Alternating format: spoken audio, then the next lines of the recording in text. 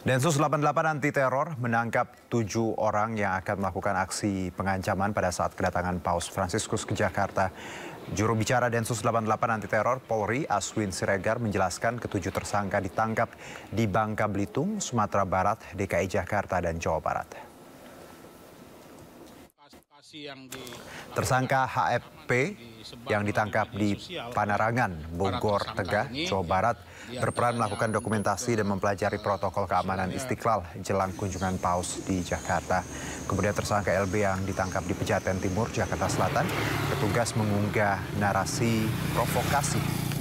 Selanjutnya, penangkapan PDF di Bekasi, Jawa Barat, ia berperan menyampaikan narasi provokasi untuk melakukan serangan terhadap kegiatan kunjungan Paus ke Jakarta. Penangkapan juga dilakukan kepada HS di Bangka Belitung. Ia berperan menyerukan narasi provokasi di kolom komentar akun YouTube Komsos Konferensi Wali Gereja. Pelaku keenam yang ditangkap adalah ER yang ditangkap di Kabupaten Bekasi. Ia menggunakan akun-akun Abu Mustaqim berkomentar di Facebook dengan kalimat provokasi. Terakhir penangkapan kepada RS di Pariaman, Sumatera Barat. Ia memprovokasi di media sosial TikTok dengan narasi ancaman untuk menembak Paus. Bentuk-bentuk provokasi yang dilakukan dan ancaman yang ditangkap pada tanggal 5 September di Sumatera Barat.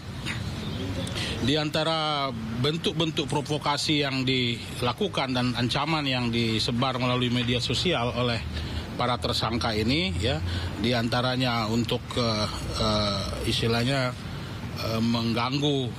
mengganggu proses protokol keamanan, kemudian mengunggah narasi dan memberikan gambar atau sekarang biasanya digunakan seperti image atau emoticon yang menggambarkan bom, ya, terhadap foto ataupun sebuah postingan dari majalah atau media online yang kemudian merembet kepada komen-komen di bawahnya yang memberikan ancaman bom. Kemudian ada juga narasi yang menyampaikan bahwa yang bersangkutan akan melakukan serangan langsung pada saat adanya kegiatan, dan ada juga yang memberikan ancaman berupa akan membakar tempat di mana kegiatan Paus berlangsung, dan yang terakhir, ya, yang seperti kata-kata saya akan melakukan bom, saya adalah teroris, saya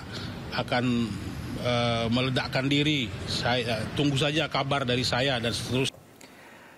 Kita ke informasi lainnya, pemirsa. Setelah berada di Indonesia selama 3 hari, Paus Fransiskus terbang menuju Port Moresby, Papua Nugini melalui Bandara Soekarno-Hatta, Tangerang, Banten.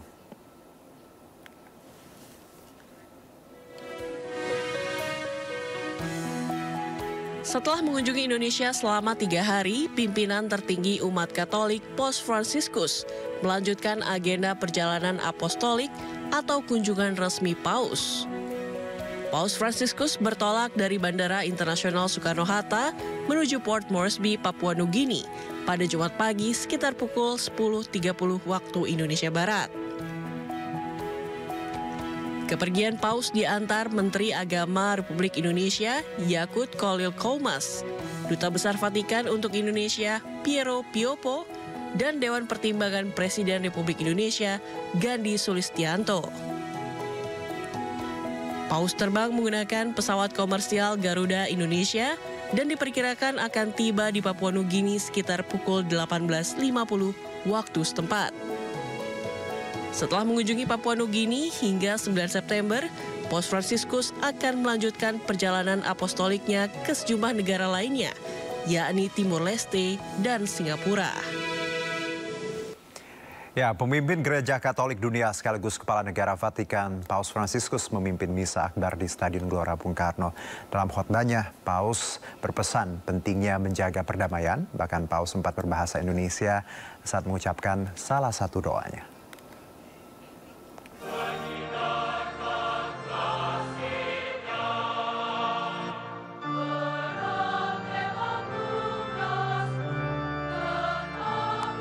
Sono fondamentali e che ci permettono di diventare. Paus Fransiskus menekankan pentingnya kasih di antar sesama manusia.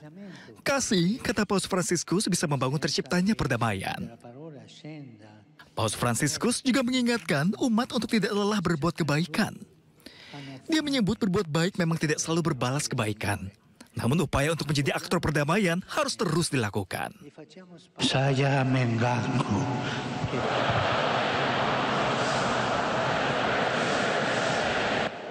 Bahkan, Paus Fransiskus sempat berbahasa Indonesia saat mengucapkan salah satu doa. Ketika memasuki bagian pernyataan tobat, Paus Fransiskus mengubah bahasa Latin ke bahasa Indonesia. Dia memulai dengan mengucapkan "saya mengaku" yang diikuti oleh seruan puluhan ribu umat Katolik di Stadion GBK. Dalam khutbahnya, Paus menyebut bahwa bangsa Indonesia merupakan agen perdamaian dunia dan didorong untuk terus menunjukkan keramahan yang merupakan ciri khas Indonesia.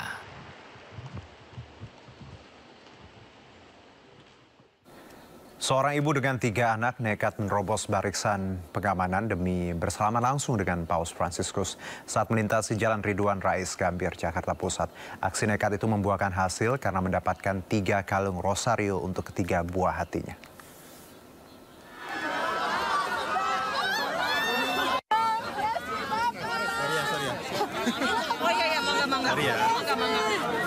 Kedatangan mobil yang membawa Paus Fransiskus di Jalan Ridwan Rais Gambir, Jakarta Pusat pagi tadi langsung disambut teriakan histeris oleh masyarakat.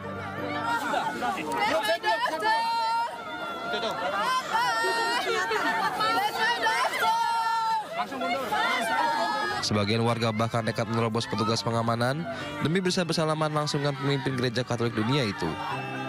Meski harus berdesakan sambil menggendong anak-anak, warga tetap berusaha mendekati Paus.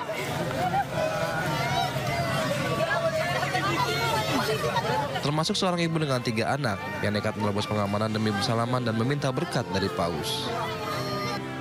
Usaha kerasnya pun tak sia-sia. Paus Fransiskus memberikan 3 kalung rosario untuk buah hatinya. Sengaja, Bu? Iya, bawa anak-anak. Bawa anak-anak? Iya. Tadi sempat ketemu, Bu? Sempat. Sempat salaman atau gimana, Bu? Sempat, dan dikasih ini juga. Oh gitu. Iya. Pengalamannya apa nih, Bu, ketika udah dapat itu, Bu? Luar biasa, nggak bisa bilang kata-kata. Nggak pernah bermimpi sih bisa dikasih ini. Bersyukur banget. Momen ini terekam saat Paus Fransiskus berangkat ke Masjid Istiqlal untuk menghadiri acara deklarasi antar lintas agama. Setelah acara tersebut, Paus Fransiskus dijadwalkan memimpin misa akbar di Stadion Gelora Bung Karno, Senayan, Jakarta Pusat. Dari Jakarta, Rani Sanjaya, iNews melaporkan. Ya, Paus Fransiskus mengaku kagum dengan anak Indonesia dengan segala keragamannya. Di setiap kesempatan, Paus pun menyapa dan memberkati anak-anak yang ditemuinya, termasuk saat tiba di gereja katedral.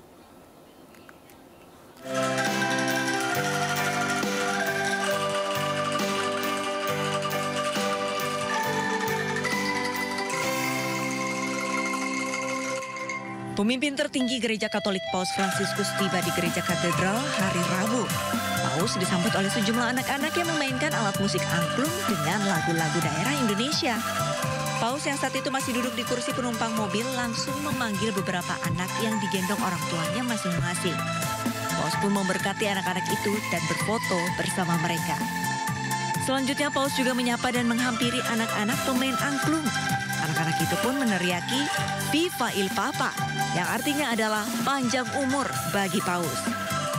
Kedatangan Paus Fransiskus ini dalam rangka melakukan audiensi dengan uskup-uskup, imam, suster, diakon, katekis, animator, dan seminaris. Saat menuju gedung Geraha Pemuda untuk bertemu dengan ratusan pelajar dari Scholas Occurrentes, Paus pun menjabat orang-orang yang menyambutnya, termasuk sejumlah anak-anak yang memegang bendera merah putih dan bendera Vatikan. Scholas Occurrentes merupakan organisasi amal, gerakan pendidikan yang didirikan Paus Fransiskus saat menjabat sebagai Uskup Agung di Buenos Aires, Argentina pada tahun 2013. Kehadiran Paus ini sekaligus meresmikan instalasi seni Hati Polihendron yang berisi tentang mimpi dan cita-cita pelajar. Dari Jakarta, Tim Liputan iNews melaporkan. Dewan Pengawas Komisi Pemberantasan Korupsi memvonis Wakil Ketua KPK Nurul Gufron terbukti melanggar kode etik dan menjatuhkan sanksi sedang berupa teguran tertulis dan pemotongan gaji. Dewas KPK menilai Gufron menggunakan pengaruhnya sebagai pimpinan KPK dalam membantu mutasi aparatur sipil negara Kementerian Pertanian ke Malang, Jawa Timur. bersangkutan. Mengadili, 1.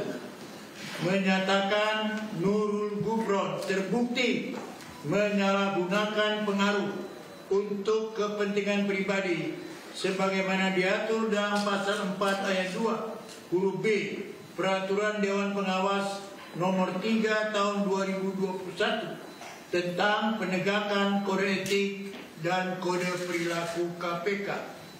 2. Menjatuhkan sanksi sedang kepada terperiksa berupa teguran tertulis, yaitu agar terperiksa tidak mengulangi perbuatannya dan agar terperiksa selaku pimpinan Komisi Pemberantasan Korupsi senantiasa menjaga sikap dan perilaku dengan mentaati dan melaksanakan kode etik dan kode perilaku KPK, dan pemotongan penghasilan yang diterima setiap bulan di KPK sebesar 20% selama 6 bulan. Pemirsa, kita akan menuju KPK untuk mendapati informasi terkini terkait konferensi yang baru sedang berlangsung.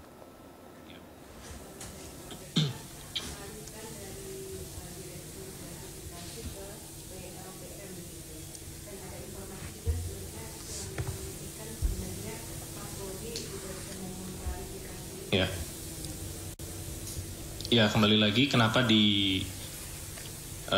sudah difokuskan berdasarkan keputusan untuk ditangani di Direktorat PLPM karena sudah ada laporan. Jadi resource supaya tidak tidak berjalan, tetapi sebenarnya cukup satu saja, maka fokusnya ditangani oleh Direktorat PLPM. Apakah Direktorat Gratifikasi tidak bekerja sebagaimana yang tadi saya sampaikan? Semua bahan yang ada, yang sudah dikumpulkan oleh Direktorat Gratifikasi, dikoordinasikan dengan Direktorat PLPM. Nah, terus pertanyaan selanjutnya, apakah saudara BN dengan niatnya untuk mengklarifikasi tidak akan ditindaklanjuti? Bisa, tetap. Jadi yang bersangkutan, kalau memang memiliki niatan untuk klarifikasi, tentunya silakan aja memasukkan data-datanya ke website yang tadi sudah saya sebutkan di goal.kpk.go.id. Itu. Ada lagi, teman-teman?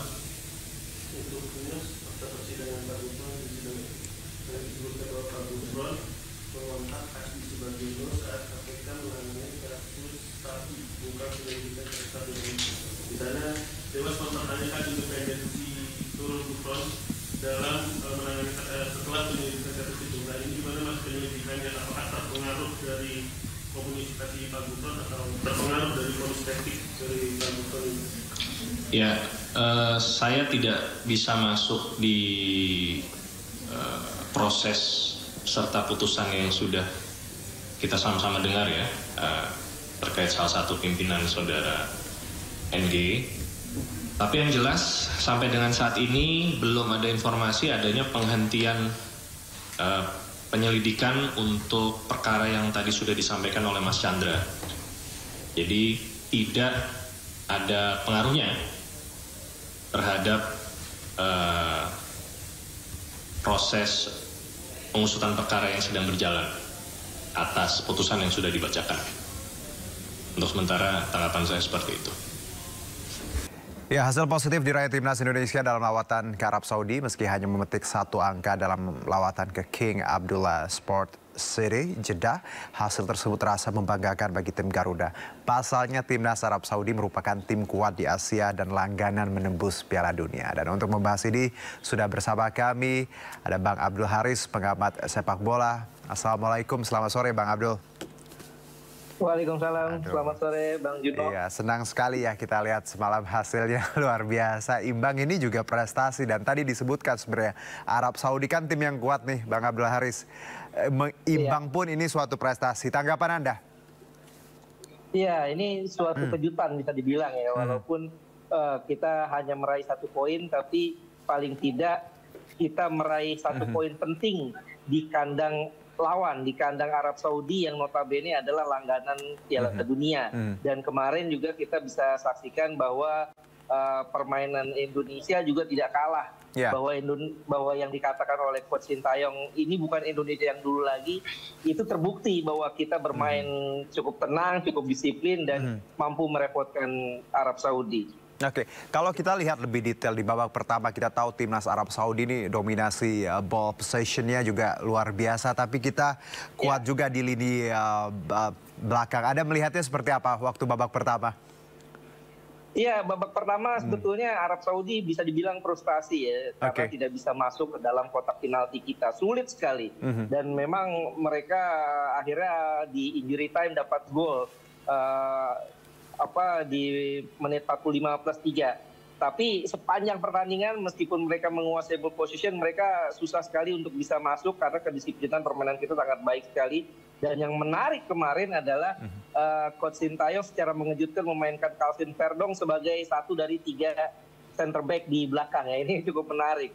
Dan hasilnya juga cukup positif. Dengan kecepatan Verdong, dia bisa menutup setiap pergerakan atau kecepatan para pemain Arab Saudi.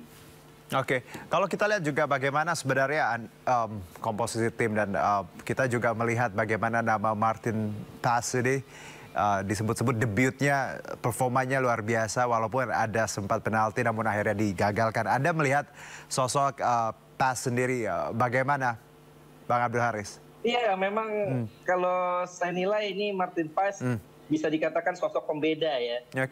Kita menjadi bangga karena mempunyai kiper yang betul-betul tangguh. Memang di menit 79 dia sempat melakukan kesalahan, terlalu lama pegang bola sehingga akhirnya melanggar salah satu pemain Arab Saudi. Tapi dia juga membayarnya dengan sangat luar biasa, menggagalkan penalti Salim Al-Dawsari. Dan selain itu di babak kedua setelah penalti itu juga dia melakukan 2 kali penyelamatan luar biasa. Artinya memang Martin Paes ini layak ya, dan setelah pertandingan kan kita tahu dia dipilih menjadi man of the match dan dia layak karena kontribusinya sangat luar biasa. Kehadiran Martin Paes ini bisa dibilang menjadi salah satu kunci keberhasilan Indonesia meraih 1 poin di Jeddah Arab Saudi ini. Oke, kalau kapten sendiri, Anda melihat Jay, kan ini lini belakang tadi memang bagus sekali dan plus kaptennya juga ada Jay. Anda punya concern soal ini, Bang Abdul? Iya, Jay ini memang sudah perlu disangsikan lagi ya, karena memang dia cukup tenang sekali, dia bisa memimpin lini pertahanan dengan sangat baik bersama Calvin Verdong dan Rizky Ridho. Dan memang sebetulnya di babak kedua kita bisa dikatakan sempat kehabisan nafas ya. Kondisi panasnya Arab Saudi ini membuat para pemain kelelahan di babak kedua sehingga banyak sekali peluang-peluang didapat oleh Arab Saudi. Tapi untungnya selain ada Martin Paes juga kita memiliki Ijes ya. Dia cukup tenang dalam mengantisipasi setiap serangan dan juga pergantian pemain yang dilakukan oleh Coach Sintayong dengan menarik keluar Rizky Ridho yang sedang kelelahan dengan Ferrari. Kemudian juga Senpatinama dimasukkan. Ini menjadi sebuah nilai plus sehingga akhirnya 1 poin yang sudah di tangan ini berhasil dibawa pulang. Oke, Bang Abdul, kalau ada satu pelajaran yang bisa kita ambil dari match semalam, apa yang harus diperbaiki atau lebih dikuatkan lagi untuk selanjutnya? Stamina ya, ini stamina. Terlihat sekali bahwa di babak kedua para pemain Indonesia habis sekali staminanya.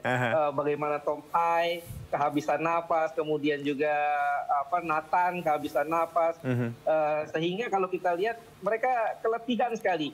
Rafael Strike juga sebetulnya kehabisan nafas, tapi sayangnya memang 5 pergantian sudah dilakukan oleh Coach Sintayong sehingga saat ada counter attack yang cepat ini Rafael Strike tidak bisa memaksimalkan dengan baik ya, karena memang nafasnya sudah, staminanya sudah habis di babak kedua ini. Tentu yang jadi PR besar buat Coach Sintayong karena waktunya kan tidak banyak. Kita akan menghadapi Australia di GBK nanti tanggal 10 hari Selasa 10 September nanti ya. Oke, nah Bang Abdul, kita tahu grup kita kan memang lumayan nih ya, grup C ini ya. Bukan lumayan lagi sebenarnya. Luar biasa, ada grup Jepang. Iya, ada Jepang, ada Cina plus Australia. Ini kita tahu 10 September nanti, hari Selasa ini match kita melawan Australia. Australia juga tim yang luar biasa. Dari plus kita juga akan nanti di GBK kan. Anda punya concern atau masukan ya sebagai pengamat dan juga penikmat bagaimana harusnya kita bersikap nantinya melawan Australia? Australia di atas kertas memang rankingnya jauh di atas kita ya. Mereka 26 rankingnya, sementara kita 133. Tapi kita perlu ingat bahwa tim nasional Indonesia U23 saja bisa mengalahkan Australia di Piala Asia U23. Artinya, kenapa di level senior kita tidak bisa?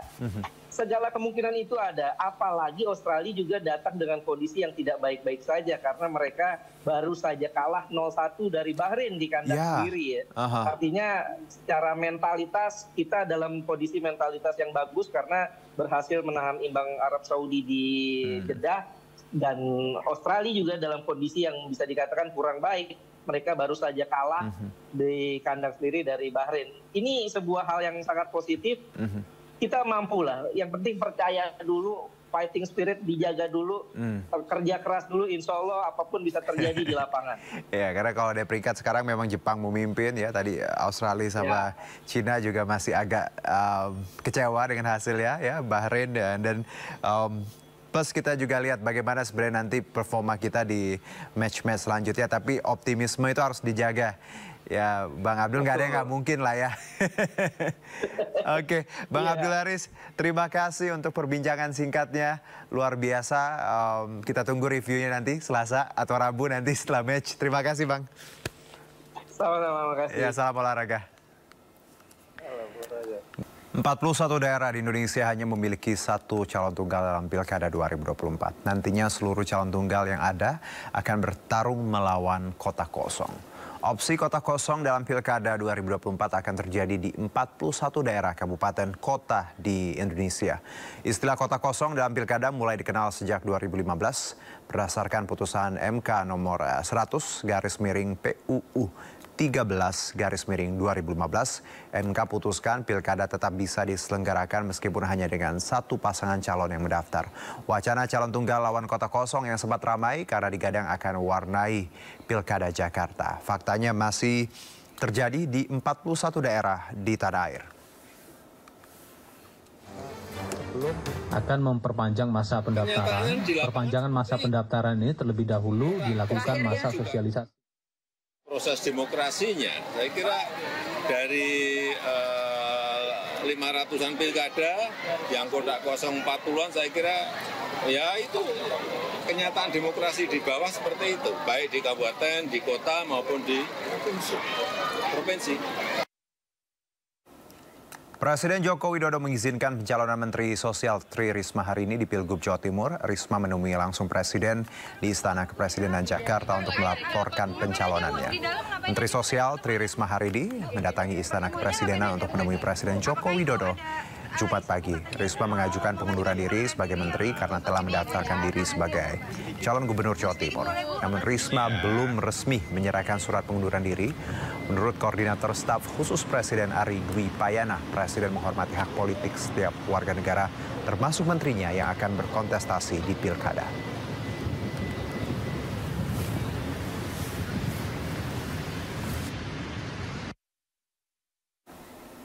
Bakal calon gubernur Jakarta Prabowo Anung telah mengirimkan surat pengunduran diri dari Sekretaris Kabinet ke Menteri Sekretaris Negara Pratikno. Nantinya Pramono akan resmi keluar dari pemerintahan pada tanggal 22 September 2024 mendatang.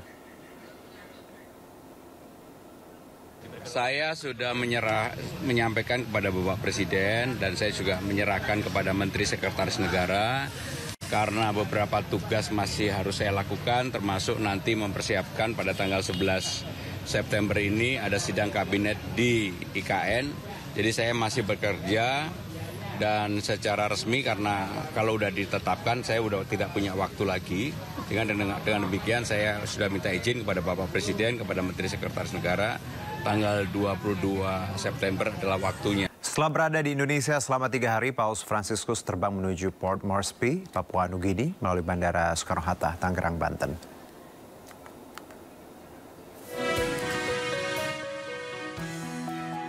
Setelah mengunjungi Indonesia selama 3 hari, pimpinan tertinggi umat Katolik Paus Fransiskus melanjutkan agenda perjalanan apostolik atau kunjungan resmi Paus. Paus Fransiskus bertolak dari Bandara Internasional Soekarno-Hatta menuju Port Moresby, Papua Nugini pada Jumat pagi sekitar pukul 10.30 waktu Indonesia Barat. Kepergian Paus diantar Menteri Agama Republik Indonesia Yakut Khalil Qoumas, Duta Besar Vatikan untuk Indonesia Piero Piopo, dan Dewan Pertimbangan Presiden Republik Indonesia Gandhi Sulistianto. Paus terbang menggunakan pesawat komersial Garuda Indonesia dan diperkirakan akan tiba di Papua Nugini sekitar pukul 18.50 waktu setempat. Setelah mengunjungi Papua Nugini hingga 9 September, Paus Fransiskus akan melanjutkan perjalanan apostoliknya ke sejumlah negara lainnya, yakni Timor Leste dan Singapura. Seorang ibu dengan 3 anak nekat menerobos barisan pengamanan demi bersalaman langsung dengan Paus Fransiskus saat melintasi Jalan Ridwan Rais, Gambir, Jakarta Pusat. Aksi nekat itu membuahkan hasil karena mendapatkan 3 kalung rosari untuk ketiga buah hatinya.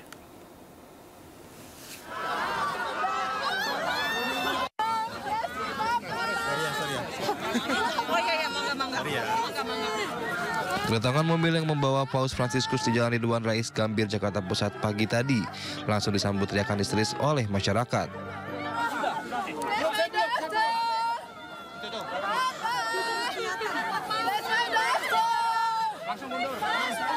Sebagian warga bahkan nekat menerobos petugas pengamanan demi bisa bersalaman langsung dengan pemimpin gereja Katolik dunia itu.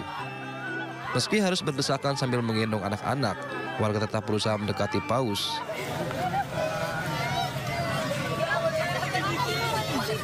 Termasuk seorang ibu dengan 3 anak yang nekat menerobos pengamanan demi bersalaman dan meminta berkat dari Paus. Usaha kerasnya pun tak sia-sia. Paus Fransiskus memberikan 3 kalung rosario untuk buah hatinya. Sengaja, Bu? Iya, bawa anak-anak. Bawa anak-anak? Iya. Tadi sempat ketemu, Bu? Sempat. Sempat salaman atau gimana, Bu? Sempat, dan dikasih ini juga. Oh gitu. Iya. Pengalamannya apa nih, Bu, ketika udah dapat itu, Bu? Luar biasa, nggak bisa bilang kata-kata. Nggak pernah bermimpi sih bisa dikasih ini. Oh, gitu. Syukur banget. Momen ini terekam saat Paus Fransiskus berangkat ke Masjid Istiqlal untuk menghadiri acara deklarasi antar lintas agama. Setelah acara tersebut, Paus Fransiskus sejatuhan memimpin misa akbar di Stadion Gelora Bung Karno, Senayan, Jakarta Pusat. Dari Jakarta, Rani Sanjaya, iNews melaporkan. Ya, pemirsa, ada momen menarik saat kunjungan Paus Fransiskus ke Masjid Istiqlal, Jakarta, yang terjadi antara Imam Besar Masjid Istiqlal Nazaruddin Umar dengan Paus Fransiskus. Nazaruddin Umar terlihat mencium kening Paus, sebaliknya Paus mencium tangan Imam Besar Masjid Istiqlal tersebut.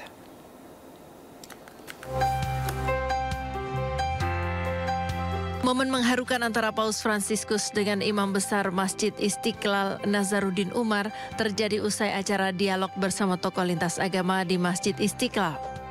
Nazaruddin Umar mengantar Paus Fransiskus ke halaman Masjid Istiqlal untuk melihat terowongan silaturahmi yang menghubungkan Masjid Istiqlal dengan gereja katedral yang berada di seberang jalan. Lantunan rebana Marawis turut mengiringi dan menyambut kehadiran Paus Fransiskus saat mengunjungi terowongan silaturahmi. Saat tiba di depan area terowongan silaturahmi, Paus Fransiskus memberikan sambutan hangat, dilanjutkan menandatangani sebuah plakat perdamaian. Selesai kunjungan ke terowongan silaturahmi, ada sesi foto dengan sejumlah tokoh sebelum Paus meninggalkan Masjid Istiqlal. Paus Fransiskus dan Nazaruddin Umar awalnya saling berjabat tangan. Namun Nazaruddin mencium kening Paus Fransiskus. Tidak hanya sekali, tetapi Nazaruddin 2 kali mencium kepala Paus. Paus pun membalasnya dengan mencium tangan Nazaruddin Umar yang juga dilakukan sebanyak 2 kali. Setelah momen tersebut, Paus Fransiskus lantas berpamitan meninggalkan Masjid Istiqlal dengan melambaikan tangan ke arah warga untuk melanjutkan rangkaian acara selama berada di Jakarta. Tim Liputan iNews melaporkan. Kita beralih ke informasi berikutnya. Badan Pengawas Pemilu menyatakan tidak menemukan adanya pelanggaran yang dilakukan pasangan Dharma Pongrekun, Kunwardana terkait pencatutan KTP. Selaku Ketua Bawaslu RI, Rahmat Bagja mengungkapkan kesulitan menemukan pelaku pencatutan. Sementara itu, jelang Pilkada serentak 2024, Bawaslu siap menerima laporan pelanggaran dan akan melakukan analisis serta berfokus pada temuan. terkait calon independen atau calon perseorangan. Di Jakarta ini kemarin baru ramai nih Pak soal calon perseorangan yang katanya nyatut KTP. Bahkan KTP anak mantan gubernur ini disatut katanya. Tapi kemudian Bawaslu menyatakan bahwa tidak memenuhi syarat. Apa yang menjadi dasar putusan Bawaslu itu Pak? Laporan dari teman-teman Bawaslu DKI bahwa teman-teman DKI itu kesulitan untuk menemukan subjek pelaku. Siapa pelaku utamanya dan bagaimana pelaku itu melakukan karena pelakunya sudah ditemukan, kemudian juga bagaimana dia melakukan proses itu yang kemudian jadi persoalan. Dan juga kedua kali Bawaslu yang diindikasikan diduga melanggar itu 2 kali diundang tidak hadir. Kemudian yang menarik adalah KPUD DKI juga tidak hadir. Sehingga kemudian kita susah untuk memenuhi apa yang disyaratkan dalam peraturan Bawaslu. Ngomong kita sedang berbicara soal viral memviralkan ini Pak. Memang tidak dipungkiri sejak tahun 2019 kecurangan pemilu, pelanggaran pemilu, ataupun terkait pengawasan yang harus diawasi oleh Bawaslu itu justru lebih rame di sosmed ketimbang yang dilaporkan langsung oleh Bawaslu. Tidakkah berarti Bawaslu harus jemput bola Pak? Ketika kita jemput bola, pertanyaannya adalah masyarakat yang melapor ini kalau dalam sosmed tidak tahu siapa kadang-kadang kan akunnya karena juga, udah forwarded many times kadang-kadang. Ini dari siapa kita nggak ketemu. Nah ini kita harus perbaiki memang sistem informasi kita ke depan. Kemudian kalau dalam persoalan pengawasan ya yang kita butuhkan adalah laporannya, identitas yang melapor dan kemudian bagaimana lapor. Ataupun jika kemudian ada disamarkan namanya, kita yang kemudian akan melakukan temuan sebutannya, ada laporan dan temuan.